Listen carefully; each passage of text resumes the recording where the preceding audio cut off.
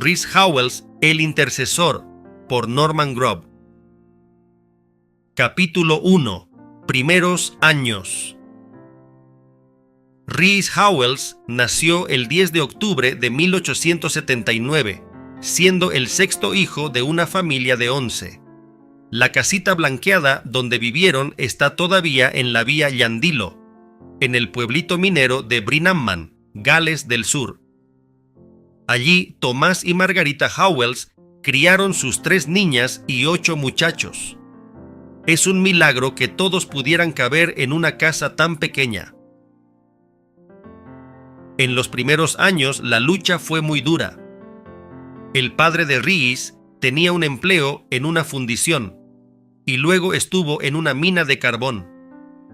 Su salario, la suma considerable de 2 chelines y 3 peniques, o 2 chelines y 6 peniques al día, era la única fuente de entradas para la familia.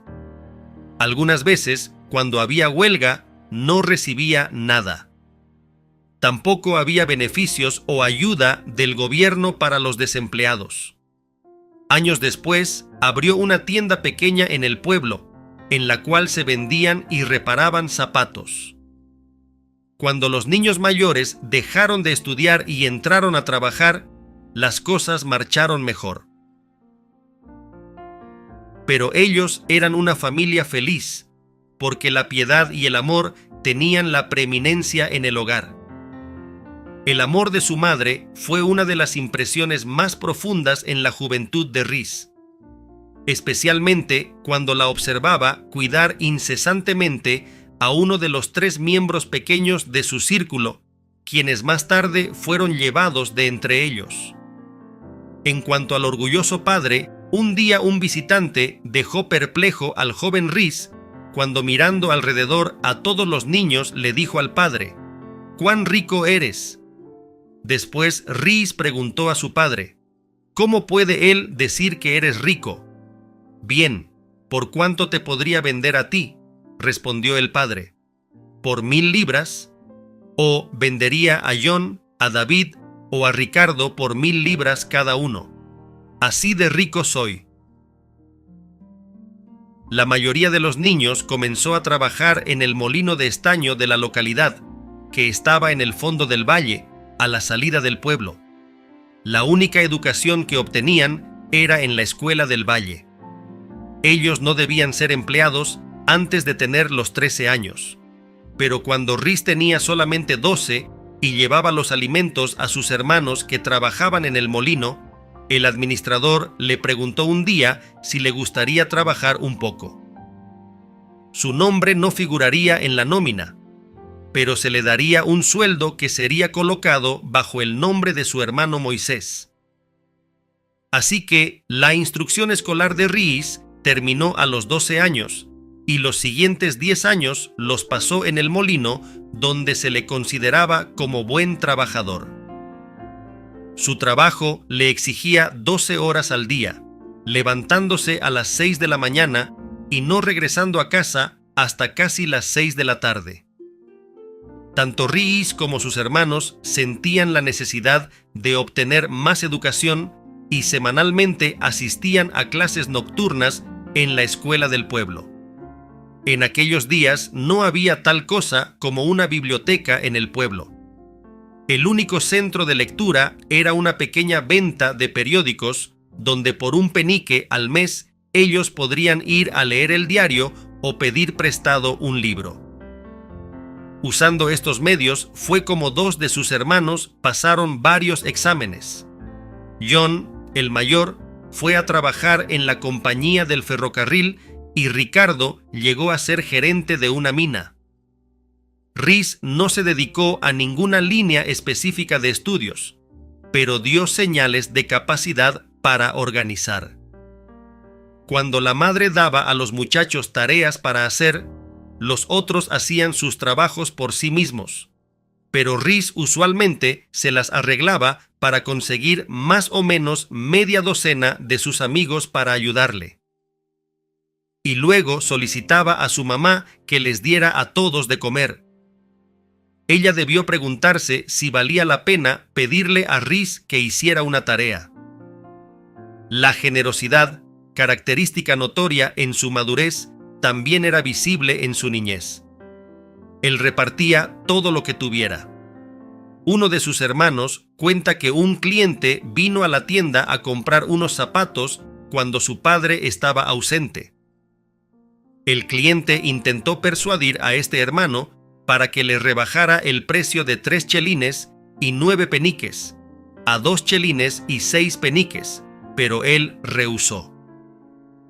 Pocos días más tarde, la señora llamó y narró el incidente al padre, dando una descripción del vendedor.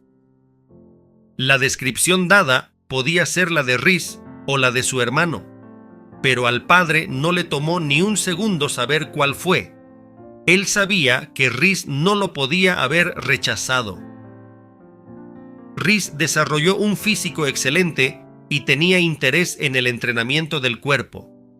Él trajo a la casa pesas, guantes de boxeo y demás, midiéndose con sus hermanos en peleas amistosas.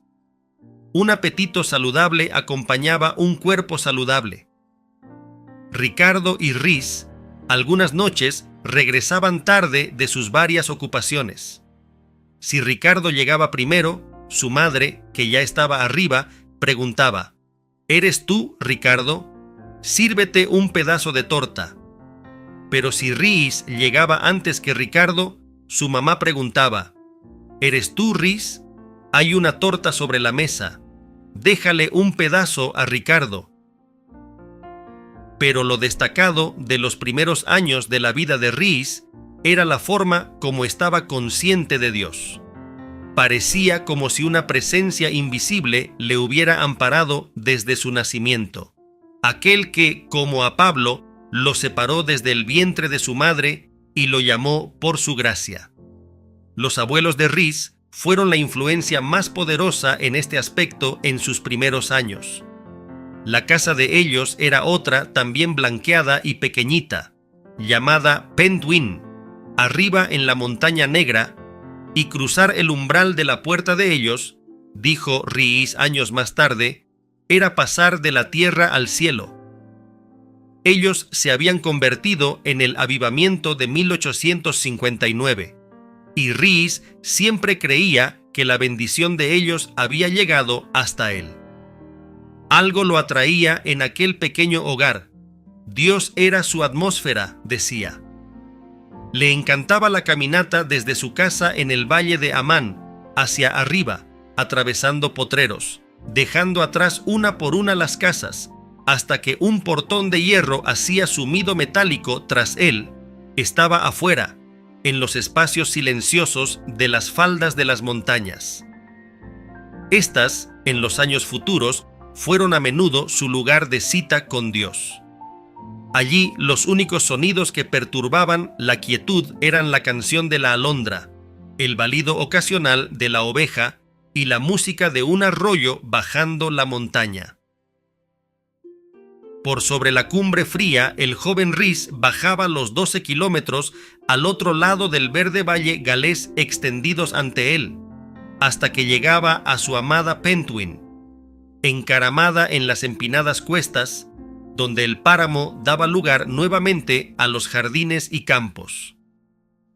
Mientras cruzaba el umbral, oía como de costumbre la voz de la abuela leyendo la Biblia a su inválido tío Ricardo. Esto nos recuerda a otro joven que probablemente pasó muchas horas en otra montaña negra, Cara Dach, con Listra, a los pies de la colina, donde el joven Timoteo creció también bajo la influencia piadosa de su abuela Loida y su madre Eunice. Efectivamente, los jóvenes de los tiempos bíblicos, como José y David, quienes temían y servían a Dios desde su juventud, tuvieron gran influencia sobre Rhys. Su sabio padre había criado a los niños con las historias bíblicas. Los recuerdos que Rhys guardaba de su niñez estaban relacionados con las lecturas vespertinas y los efectos de estas en su vida. La historia del Salvador, su nacimiento, vida y muerte sobresalía a las demás y lo guardó de alguna vez tomar su nombre en vano u osar pecar con él. Ni aun los placeres normales del mundo llegaban a tener atracción sobre él. Caminaba kilómetros para oír predicar a alguien que lo trajera bajo la influencia de Dios. Pero no cruzaba la calle para ir a escuchar un concierto. Solamente una vez fue a un partido de fútbol. Mientras la multitud estaba gritando y vociferando alrededor de él, sintió que ese no era su lugar e hizo el voto de que apenas tuviera sus pies fuera de allí, nunca volvería a un sitio como ese y jamás regresó. El apóstol Pablo hace una declaración notable sobre el servir a Dios, tal como lo hicieron sus antepasados, con conciencia limpia. Y Rhys parecía otro ejemplo de esto. Yo no caía en el pecado, dijo años más tarde. Siempre había una restricción en mí. Parece que algunas personas son mucho más sensibles que otras, aún antes de la conversión. Manché mi conciencia una vez cuando mi padre me envió a entregar unos zapatos a un cliente y le pedí un chelín y 10 peniques cuando el precio correcto era 1,9. Ese penique lo gasté en manzanas. Aunque confesé a mi padre mi pecado, no pude sacarme eso de la mente, especialmente cuando veía manzanas. Desde luego, ese efecto sobre mí me guardó de cosas mayores. Pero aquello también tuvo otra consecuencia, de la cual él se desilusionaría más tarde, porque agregó: en aquellos días pensé que probablemente había nacido con una buena naturaleza. A los 13 años de edad se hizo miembro de la capilla y resolvió, de acuerdo a la luz que tenía en ese entonces, que él debía ahora cumplir en su vida la enseñanza del Salvador.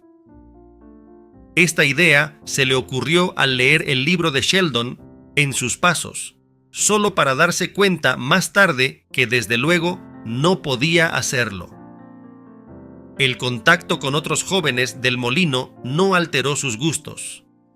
Swansea quedaba a solo 32 kilómetros, pero la vida de la ciudad, una vida superficial, nunca me llamó la atención, decía.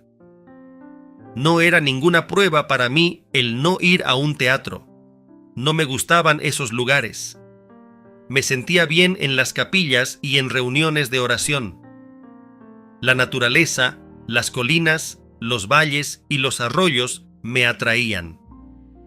Los domingos por la mañana eran tiempos hermosos para mí, esa quietud y paz en todo. Sentía que podía darle la cara a Dios cada noche porque vivía una vida tan limpia y pura, y había cientos en Gales que vivían así. De carácter tranquilo, buena vida, buen trabajador. No había muchas cosas que atrajeran la atención de este joven galés o que vislumbrara su vida futura. La excepción, tal vez, era una piedad no acostumbrada, que podría ser extraña a los ojos ingleses, aunque probablemente no a los galeses. Pero, ¿no es acaso Dios quien convierte lo ordinario en extraordinario cuando se le da la oportunidad?